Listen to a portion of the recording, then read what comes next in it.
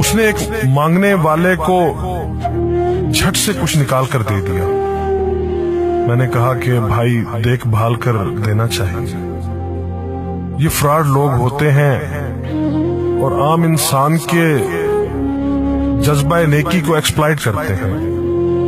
फरमाने लगे आपने वजह फरमाया, मैं पहले ऐसा ही करता था, फिर एक वाक़ये ने मेरी दुनिया बदल कर रख दी। मैं धर्मपुरा लाहौर में अपने घर से साइकिल पर निकला था कि ठेकेदार से अपने बकाया जात वसूल कर लूं। मैं स्टील मिल फिक्सर था और एक कोठी के लेंटर के पैसे बाकी थे, मगर ठेकेदार आजकल पर टरखा रहा था। मैं साइकिल पर जा रहा था कि एक शख्स अपना बच्चा फुटपाथ के किनारे लिटाए अस्पताल पहुंचाने के लिए टैक्सी का किराया मांगता फिर रहा था। वो कभी किसी पैदल का बाजू पकड़कर हाथ जोड़ देता, मेरा बच्चा बचा ले, मुझे टैक्सी का किराया दे दे। तो कभी मोटरसाइकिल वाले को हाथ देकर रोकता, कभी किसी कार वाले के पीछे भागता कि वो कार में उसके बच्चे को अस्पताल पहुंचा दे। कोई रुकता तो कोई ना रुकता, जो रुकता वो भी उसे घूर कर देखता और आप वाली सोच कर उसे डांटता, काम करके खाने की नसीहत करता और आगे निकल जाता। मैं जो साइकिल साइड पर रोक के एक पांव जमीन पर टेके उसका तमाशा देख रहा था, अचानक उसकी नजर मुझ पर भी पड़ी। उसने मेरी साइकिल का हैंडल पकड़ लिया, भाईजान खुदा के लिए मेरे बच्चे की जिंदगी बचा ली, उसको सख्त बुखार है, आप नीचे उतर कर उसको देख तो लें, आपको यकीन आ जाएगा। आप देंगे तो शायद किसी और को भी एतबार आ जाए, मगर मैं भी आपकी तरह सोच रहा था। फिर जिस जारहाना अंदाज में उसने मेरी साइकिल का हैंडल पकड़ रखा था, लगता था कि इधर मैं साइकिल से उतरा और उधर वो साइकिल पकड़कर भाग जाएगा। मैंने भी उसे काम करके खाने की तलकीन की और पिछले जुमे में सुनी हुई हदीस उसको भी सुना दी। कमाकर खाने वाला अल्लाह का दोस्त होता है, और अपना हैंडल छुड़ाकर बुड़बड़ाता हुआ आगे चल पड़ा। हरामखोर हमें बेवकूफ समझते हैं। 2-3 घंटे के बाद जब मैं बकाया जात वसूल करके वापस आया तो वो अभी उसी जगह खड़ा मांग रहा था। बच्चे को अब वो सड़क के पास ले आया था और उसके चेहरे से कपड़ा भी उठा रखा था। वो धाड़े मार मार कर रो रहा था। अब वो बच्चे के कफन दफन के लिए मांग रहा था।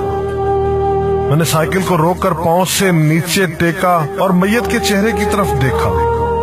फूल की तरह मासूम बच्चा जिंदगी की बाजी हार गया था। मेरे रोंगटे खड़े हो गए। मैंने जेब में जो कुछ था बकाया जात समेत सब बगैर गिने निकाल कर बाहर फेंका, और इससे पहले कि उसका बाप मेरी तरफ मुतवज्जे हो, साइकिल उस तेजी से चलाकर भागा गोया सारे लाहौर की बलाएं मेरे पीछे लग गई हों। मैं घर पहुंचा तो मेरा बुरा हाल था। थोड़ी देर बाद मुझे बुखार ने आ घेरा। बुखार भी कुछ ऐसा था गोया मेरे सारे गुनाहों का कफारा उसी बुखार से होना था। घर वाले मुझे अस्पताल के लिए लेकर निकलते और मैं चारपाई से छलांग लगा देता। मुझे अस्पताल नहीं जाना था।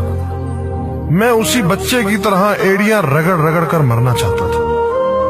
2-3 दिन के बाद बुखार को तो आराम आ गया, मगर मैं जहनी मरीज बन गया। मुझे लगता गोया मेरा अपना अकलौता बेटा जो 3री क्लास में पढ़ता था वो उस बच्चे के कफारे में मर जाएगा।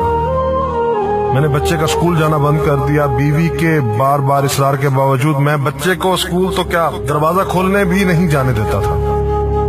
40 दिन गुजर गए थे और बच्चे का नाम स्कूल से कट गया था। वाइफ ने अपने भाई से बात की जो दुबई की कंपनी में कैशियर था। उसने मुझे बाहर बुलाने के लिए पासपोर्ट बनाने को कहा, मगर एक तो मैं शनाख्ती कार्ड भी पैसों के साथ निकालकर बच्चे की मैयत पर फेंक आया था। दूसरा, मैं खुद भी बच्चे को अकेला छोड़कर बाहर नहीं जाना चाहता था। वो 40 दिन कयामत के 40 दिन थे। 40वें दिन 10 बजे के लगभग हमारे घर का दरवाजा बजा। दरवाजा मैंने खुद ही खोला और सामने उस बच्चे के बाप को देखकर मुझे चक्कर आ गया। मुझे लगा जैसे हम दोनों आमने सामने खड़े खला में चक्कर काट रहे हैं। दरमियान में बच्चे का चेहरा भी आ जाता। मेरी कैफियत से बेखबर उस बाप ने मुझे दबोच लिया और फूट फूट कर रोना शुरू कर दिया। وہ کچھ کہنے کی بجائے میری ٹھوڑی کو ہاتھ لگاتا اور اسے چوم لیتا، جبکہ میں پتھر کا بت بنے اس کی گرفت میں تھا کہ اچانک مجھے جھٹکا لگا اور میری چیخ کچھ اس طرح نکلی جیسے کسی کو پانی پیتے وقت اچھو لگ جاتا ہے اور پانی اس کے منہ اور ناک سے بہہ نکلتا ہے۔ میں اس بچے کے باپ کو سختی کے ساتھ سینے سے لگائے یوں رو رہا تھا گویا اس کا نہیں بلکہ میرا بچہ مر گیا ہے۔ ہمارے رونے سے گھبرا کر پورا محلہ اکٹھا ہو گیا تھا۔ آہستہ آہستہ 40 دنوں کا غبار نکلا، اس کو میں گھر میں لے کر آیا۔ محلے والے بھی آ گئے تھے جنہوں نے اس آدمی سے بہت افسوس کیا۔ کچھ دیر بعد اس نے اپنی جیب سے میرا شناختی کارڈ نکالا اور مجھے واپس کیا، پھر جیب میں ہاتھ ڈال کر کچھ پیسے نکالے اور میرا شکریہ ادا کر کے کہنے لگا کہ آپ کے پیسے بڑے برکت والے تھے، شاید آپ کے خلوص کی برکت تھی کہ میرے بہت سارے کام ہو گئے۔ سارے اخراجات کے بعد کچھ پیسے بچ گئے تھے، ان میں کچھ پیسے میں نے ادھار لے کر ڈالے ہیں، یہ آپ قبول کر لیجئے، باقی میں بہت جلد آپ کو واپس کر دوں گا۔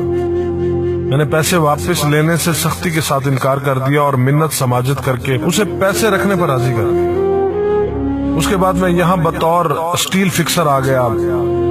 میں جی جان سے کام کرتا تھا، چند ماہ میں ترقی کر کے فور مین بن گیا۔ 3 سال بعد میں نے سالے کی مدد سے اپنی کمپنی بنا لی۔ اور اس بچے کے والد کو بھی اپنی کمپنی میں بلا لیا۔ آج وہ میری کمپنی میں فور مین ہے۔ اس بچے کے بعد اللہ نے اس سے 2 بیٹوں اور 1 بیٹی سے نوازا ہے۔